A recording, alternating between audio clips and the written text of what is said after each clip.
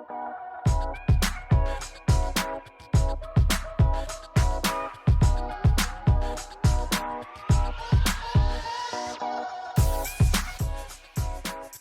an EOS implementer, every EOS implementer works with the leadership team.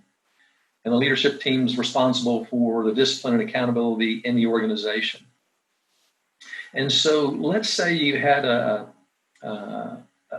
company that was growing and they wanted to expand, but they knew they had an empty seat on their leadership team. Now, I know every situation is different. I'm not trying to put you in a box here. But one of the things that we talked about early, one failing that entrepreneurs and entrepreneurial organizations have is that they often hire quickly. Okay, they hire fast because we got a need. We got to get that need met. We got to make our numbers this quarter. What might you, or what have you seen as a normal or an average time frame for identifying a person to sit on the leadership team? Yeah. Let's Can just you do go it in 2 through weeks? Can you do it in 2 weeks? No, you're not going to be done in 2 weeks. We look at kind of on track, off track from a timeline perspective, like it's a project. You're going to baseline that role. That typically takes 3 to 4 days of organizing the head, heart, and briefcase and organizing what that organization wants, right? Understanding the team dynamic and the individual dynamic. Boom. Now we know what we want. We really feel like we have the right seat. Mm-hmm. Now you go out and you hardcore recruit people to attract them to that process over the next 2 to 4 weeks.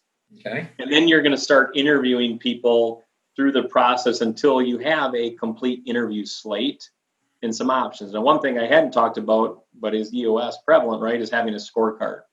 So we actually scorecard all candidates in that head, heart, and briefcase because that score gives us who we take away first impressions, who we think actually can perform the performance objectives of those top 3 to 5 roles, and why. And that's where it's showing the scorecard.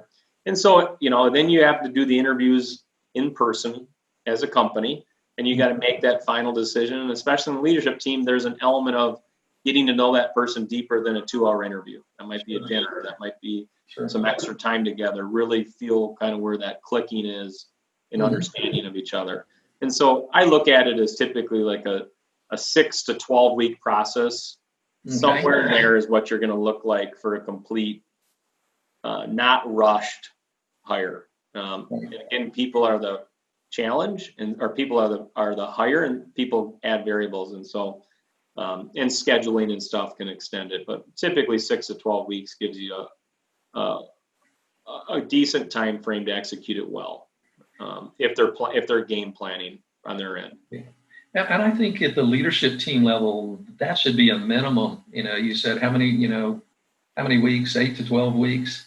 We were talking about 3 months. I'm thinking 3 to 6 months at the leadership team level. You need to be prepared to invest that much time. Don't rush this. You will regret it if you rush it at the leadership team level. Yeah. And I think I look at it in our world because we are actually out there engaging talent for the client. So we speed up the process. But if they're not, really out engaging on it every single day, out engaging new potential talent for that role, it definitely could go 6 months, right? Because you don't want to just hire the first person you meet. Absolutely.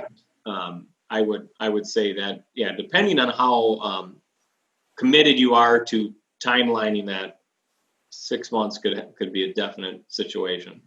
Well, if you look at my dots, you would know that, one of my dots is patience. So I'm willing to wait a little bit longer to make sure we find the right candidate, so when we talk about that.